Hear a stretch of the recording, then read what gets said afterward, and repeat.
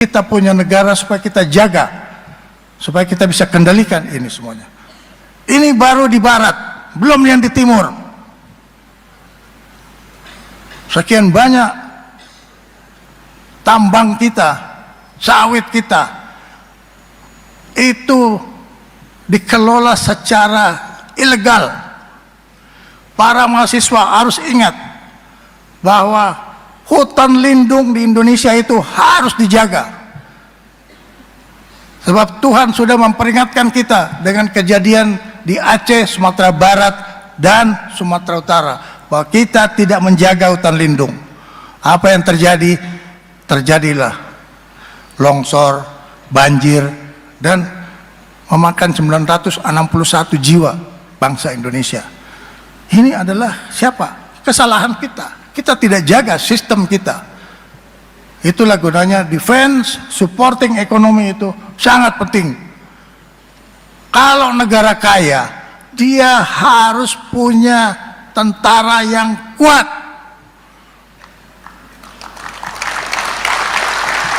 Kalau tidak kuat tentaranya, sama dengan rumah, tidak ada yang jaga, orang keluar masuk bawa harta karun dari dalam rumah, dan ini kita tidak hendaki. Oleh karena itu, tugas kita sekarang di bidang pertahanan adalah menjaga ekonomi kita ini, sustainability-nya kita jaga. Kita mesti ingat bahwa tanpa kekayaan alam, rakyat tidak bisa menikmati kemerdekaan. Ini tantangan untuk para mahasiswa. Tantangan untuk para mahasiswa. Sekarang Anda berhadapan dengan buku, tapi nanti Anda pasti berhadapan dengan kenyataan. Dan kita di dalam aliran bernegara, sekarang ada kondisi realita. Ada 3 macam aliran bernegara. Yang pertama, aliran ideologi sudah kita lewati. Yang kedua, aliran ekonomi sekarang sedang pasang surut. Tapi yang paling penting adalah aliran yang ketiga yang kita semua harus berusaha keras untuk menjaga, adalah aliran yang realistis. Aliran realistis itu adalah kita tahu apa yang terjadi, tapi kita harus tahu bagaimana kita mempertahankan supaya kedaulatan ekonomi kita, kedaulatan politik kita tetap bisa kita jaga. Ini sangat diperlukan. Itulah yang disebut aliran survival. Jadi teman-teman mahasiswa, aliran survival ini penting bagi kita semua, terutama mahasiswa sebagai penjuru masa depan bangsa Indonesia.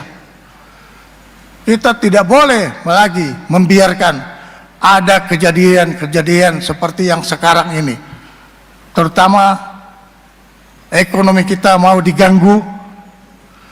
Ada lagi bagi yang fakultas ekonomi, coba pelajari, ada namanya under invoicing. Ini kejadian kelakuan para pengusaha-pengusaha kita yang tidak taat kepada peraturan-peraturan. Berapa yang dibayar pajak, tapi berapa yang dia laporkan. Kebohongan-kebohongan ini harus menjadi koreksi dari adik-adik mahasiswa sebagai penjuru masa depan.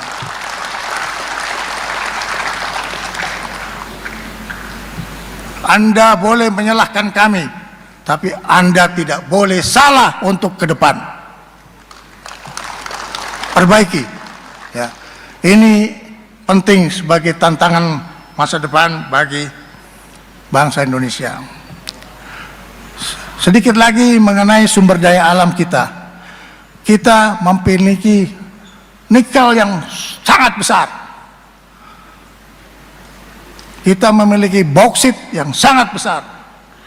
Tapi yang terjadi adalah orang keluar pelabuhan tanpa pemeriksaan.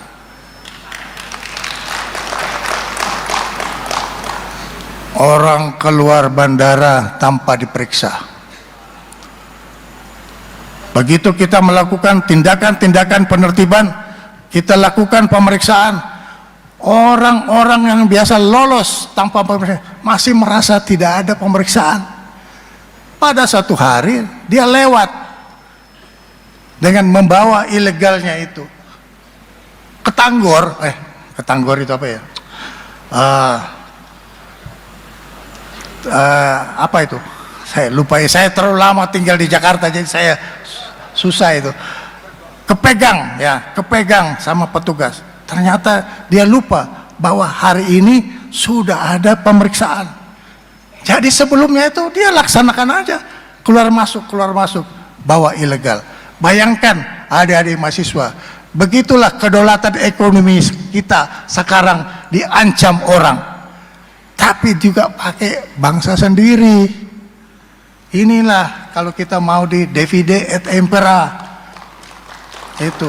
Jadi harus dari Universitas Hasanuddin yang keluar serang itu mereka, wako ya, serang itu korupsi, serang itu ilegal. Kalian itu adalah negarawan, hanya belum saatnya duduk di kursi negarawan. Tapi semangatmu harus kau pelihara, ya. Jadi kita menghadapi musuh dalam selimut yang tidak menginginkan negara kita bangkit ekonominya. Itu under invoicing selama 20 tahun. Ini sebagai informasi bapak-bapak dan ibu-ibu sekalian, kurang lebih 800 miliar US dollar kerugian negara. 20 tahun. Ngapain aja si Safri itu? Ya. Saya juga harus mengoreksi diri saya karena saya juga bagian daripada pengabdian negara, pengabdian kepada negara. Tapi ini saya mau ingatkan kepada adik-adik mahasiswa, bersihkan hatimu, ikhlaskan dirimu, bahwa korupsi ini membahayakan bangsa dan negara. Kita juga harus menertibkan birokrasi kita. Birokrasi kita itu bukan lambat-lambat asal kelakon, tapi lambat-lambat masuk jurang. Jadi kita harus perbaiki. Semua ini adalah tanggung jawab kita memperbaiki sistem, baik sistem ekonomi maupun sistem di dalam kemasyarakatan kita. Jadi tugas dari adik-adik mahasiswa bukan berarti diberi pekerjaan yang berat, tapi ini adalah tantangan untuk masa depan. Saya kembali kepada bagaimana kami membuat pertahanan. Ada implementasi dari pertahanan negara yang sekarang kita buat sejak tahun 2024 yang kita sebut Perisai Trisula Nusantara. Perisai Trisula Nusantara ini bukan untuk mengembalikan militerisme, bukan untuk mengembalikan dwifungsi. Dwifungsi itu sudah ditanam dalam-dalam, baik jasadnya sama arwahnya, nggak ada lagi. Saya ini adalah instrumen yang dulu mau dimanfaatkan dalam rangka difungsi, tapi hati kecil saya tidak ikhlas. Nah, ini dalam menjaga NKRI, kita memperkuat kekuatan di darat, kita memperkuat kekuatan di laut, kita memperkuat kekuatan kita di udara. Orang sering nyeletuk, nyeletuk itu apa? Ngomel ya. Ini pertahanan negara menghabiskan uang. Betul, saya sangat setuju. Tapi cobalah dipikirkan secara logika dan perasaan. antara rasa dan rasio. Subscribe, share, like, and comment. Subscribe, share, like, and comment. Subscribe, share, like, and comment. Subscribe, share, like, and comment. Subscribe, share, like, and comment.